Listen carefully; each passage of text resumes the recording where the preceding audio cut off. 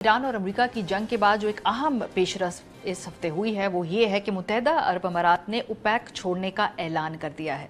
یہ تیل پیدا کرنے ممالک کی ایک تنظیم ہے اور اس کا اعلان یو اے ای کے انرجی منسٹر نے پریس کانفرنس کے ذریعے کیا۔ ملاحظہ کیجیے۔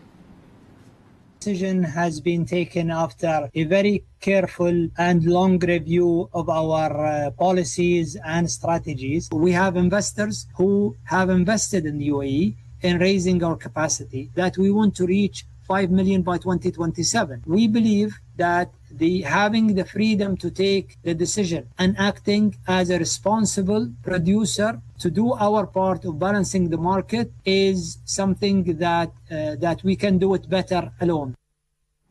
اس اعلان کے بعد فائنینشیل مارکیٹ میں بھونچال آ گیا اور سب کے ذہنوں میں ایک ہی سوال تھا کہ اوپیک چھوڑنے کے بعد یو اے ای کے اس کے فرق کیا پڑے گا، اس کے اثرات کیا ہوں گے۔ رائٹرز کی رپورٹ کے مطابق متحدہ عرب امارات کا اوپیک چھوڑنا اس گروپ کو کمزور کر سکتا ہے، کیونکہ اوپیک عموماً اندرونی اختلافات کے باوجود متحد رہنے کی کوشش کرتا تھا۔ جو ماہرین ہیں ان کے مطابق اس فیصلے کی بنیادی وجہ مفادات ہیں۔ اگر تیل کی عالمی منڈی سکڑ رہی ہو تو ایسے اتحاد میں رہنے کے فائدے بھی کم ہو جاتے ہیں۔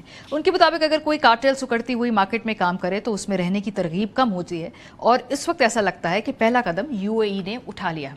سی این بی سی کے مطابق یو اے ای نے اپنی علیحدگی کو جنگ سے نہیں جوڑا۔ توانائی کے وزیر سہیل محمد المنروی نے کہا کہ یہ فیصلہ اس وقت کیا جا رہا ہے کہ دیگر پیدا جو کرنے والے ممالک ہیں تیل، ان پر کم سے کم اثر پڑے۔ ان کے مطابق یو اے ای اوپیک کی پابندیوں کے بغیر پیداوار کے فیصلے کرنے میں زیادہ آزادی چاہتا تھا اور 2027 تک اپنی پیداوار کی صلاحیت 5 ملین بیرل یومیہ تک لے جانا چاہتا ہے۔ جو لائپا آئل ایسوسی ایٹس کے صدر ہیں ان کے مطابق یو اے ای کئی سال سے سعودی قیادت میں ہونے والی پیداوار میں کمی سے ناخوش تھا، کیونکہ یہ کمی قیمتیں بڑھانے کے لیے کی جاتی تھیں۔ مختصر مدت میں اثر کم ہوگا کیونکہ آبنائے ہرمز کی بندش کی وجہ سے یو اے ای کی اضافی سپلائی محدود ہے، لیکن جب بھی راستہ دوبارہ کھلے گا تو یو اے ای تیزی سے پیداوار بڑھائے گا اور اپنی اضافی صلاحیت استعمال کرے گا، جس سے درمیانی مدت میں عالمی منڈی میں سپلائی بڑھ جائے گی۔ یو ایس اسٹیٹ ڈپارٹمنٹ کے مطابق اس فیصلے سے تیل کی قیمتوں میں اتار چڑھاؤ کا خطرہ بڑھ جائے گا۔ اگر مستقبل میں طلب کم ہوئی اور سپلائی زیادہ ہوئی تو سعودی عرب کے لیے قیمتوں کو سہارا دینا مشکل ہو سکتا ہے۔ تاہم انہوں نے کہا کہ یو اے ای اوپیک چھوڑنے کے باوجود ضرورت پڑنے پر تعاون بھی کر سکتا ہے۔ ماہرین کے مطابق اس فیصلے نے اوپیک پلس کے مستقبل پر بھی سوالیہ نشان لگا دیا اور اب تمام نظریں سعودی عرب پر ہیں کہ کیا وہ تیل کی منڈی کو پہلے کی طرح سنبھال سکے گا یا منڈی زیادہ آزاد ہو جائے گی۔ یو اے ای اوپیک کا سعودی عرب کے بعد سب سے بااثر کارکن تھا، کیونکہ دونوں ممالک کے پاس بحران کے وقت فوری بڑھائی جا سکنے والی اضافی پیداوار کی بڑی صلاحیت تھی۔ اندازوں کے مطابق دونوں ممالک مل کر دنیا کی 4 ملین بیرل یومیہ سے زیادہ اضافی صلاحیت کا بڑا حصہ کنٹرول کرتے ہیں۔ یو اے ای کے جانے سے اوپیک کی مارکیٹ کو سنبھالنے کی صلاحیت کا ایک بڑا ستون ختم ہو گیا ہے، جس سے تنظیم ساختی طور پر کمزور ہو جائے گی۔ گولڈمن کے مطابق ریاض اب بھی اپنی اضافی صلاحیت سے منڈی پر اثر ڈال سکتا ہے، لیکن یو اے ای کے بغیر اس کی پوزیشن پہلے سے کمزور ہو گئی۔ امریکی صدر ڈونلڈ ٹرمپ نے اس اقدام کو ایک اچھا اقدام قرار دیا۔ The United Arab Emirates, they pulled out of OPEC. Yeah, What do you think about that? I think it's great. I know him very well, Mohammed, and very smart. And he probably maybe wants to go his own way. That's a good thing. I think ultimately it's a good thing for getting the price of gas down, getting oil down, getting everything down. They have it all. They're having some problems in OPEC. روس کا موقف پہ ہے جو ان کے روسی وزیر خزانہ نے بیان کیا۔ انہوں نے کہا کہ اس سے تیل کی قیمتیں اوور آل مارکیٹ میں کم ہوں گی۔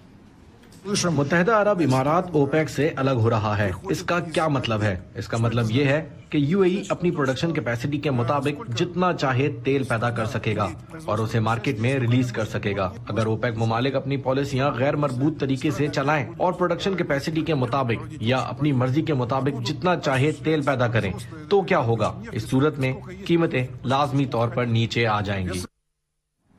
پروگرام کے سلسلے میں ہمارے ساتھ پروفیسر ڈاکٹر عدیل ملک صاحب موجود ہیں، ماہر ہیں معاشی امور کے، مشرق وسطیٰ کے۔ یوسف نظر صاحب ماہر ہیں معاشی امور کے۔ بہت شکریہ آپ دونوں حضرات کا۔ پروفیسر صاحب آپ سے آغاز کرتے ہیں، اس فیصلے کے کیا اثرات ہیں، پروز اینڈ کونز اگر ہم دونوں ڈسکس کر لیں؟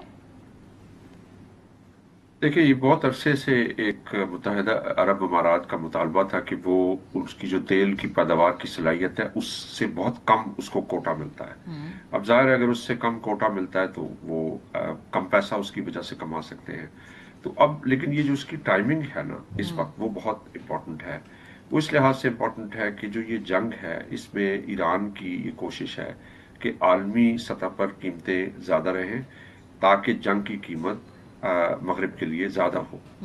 اب جب یو اے ای اس سے نکلتا ہے تو ظاہر ہے کہ وہ جو اوپیک کی صلاحیت ہے کہ وہ اپنی پیداوار کم تھوڑی رکھے تاکہ قیمتیں اوپر رہیں، وہ صلاحیت متاثر ہوگی. تو اس کا فائدہ ظاہر ہے، جس طرح آپ نے امریکی پریزیڈنٹ کا بیان بھی سنایا، امریکہ کے لیے اس کا فائدہ ہے.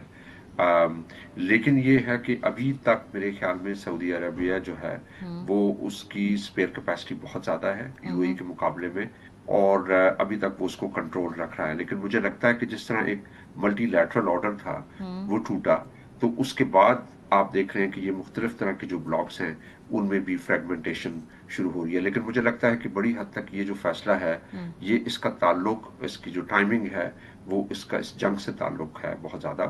اور ظاہر ہے کہ متحدہ عرب امارات میں بہت زیادہ تباہی اور نقصان بھی ہوا ہے، فائنینشیل پریشر بھی ہے، تو وہ چاہتے ہیں کہ اس میں ان کی پیداوار بڑھے. دوسری بات یہ کہ فوری طور پہ تو اس کا افیکٹ نہیں ہوگا، لیکن اسٹریٹ آف ہارموز جو ابنائے ہرمز ہے وہاں سے تیل زیادہ جاتا تھا متحدہ عرب امارات کا، لیکن ان کی ایک پائپ لائن بھی ہے. اس پائپ لائن سے خاص طور پہ ایک دو اور پائپ لائنز کا ان کے پلان ہے کنسٹرکٹ کرنے کا، اس سے پھر یہ لانگ ٹرم میں وہ بائی پاس کر سکتے ہیں، وہ ابنائے ہرمز کے بجائے ڈائریکٹلی تیل ایک متبادل رستے سے بھیج سکتے ہیں. تو یہ اس کے پیچھے اسٹریٹجی بھی کافی حکمت عملی کار فرما ہے جو جیو پالیٹکس سے لنکڈ ہے. اور پروفیسر صاحب پھر وہ قیمتوں کو، جیسے ابھی یوسف صاحب نے کہا کہ اسٹیبلائز ہوتے ہوئے وقت لگے گا، جو انشورنس کی ویریبل انہوں نے اس حوالے سے بتایا وہ بھی اپنی جگہ. اس کے ساتھ ساتھ اوپیک ایک سیاسی اپنا وزن بھی رکھتے تھے. ادھر سے پھر اب ہم دیکھیں گے یو اے کا اگر ایگزٹ ہوتا ہے تو یہ ایک معاشی تنظیم کے ساتھ ایک سیاسی پلیٹ فارم بھی تھا. اس میں پھر کیا تبدیلیاں دیکھ رہے ہیں؟ اس میں کیسے ری شیپ کرے گی یہ گلف کی پالیٹکس کو؟ دیکھیں، یہ تو ان کے متحدہ عرب امارات کے نکلنے سے پہلے ہی ان کی سعودی عرب کے ساتھ ایک خاص طرح کی رقابت بننا شروع ہو چکی تھی. تو اگر آپ دیکھیں تو جو گلف کوپریشن کاؤنسل ہے وہ پریکٹیکلی اب ڈیفنکٹ ہو گئی ہے، وہ اس میں کافی زیادہ تقسیم آپ کو سامنے نظر آ رہی ہے. اب ایک اور جو فریگمنٹیشن اس کا سیاسی ہو سکتا ہے وہ یہ ہے کہ بہت ساری جو معیشتیں ہیں، جس طرح رشیا ہو گیا، الجیریا، سعودی عربیہ، ان کا جو بجٹ ہے وہ 90% 95% تیل اور گیس کے اس سے آتا ہے. تو ان کے لیے یہ ایک انٹرسٹ تو ہے ایک کہ وہ آپس میں کوآرڈینیٹ کریں، سپلائی کو، کوٹاس کو برقرار رکھیں.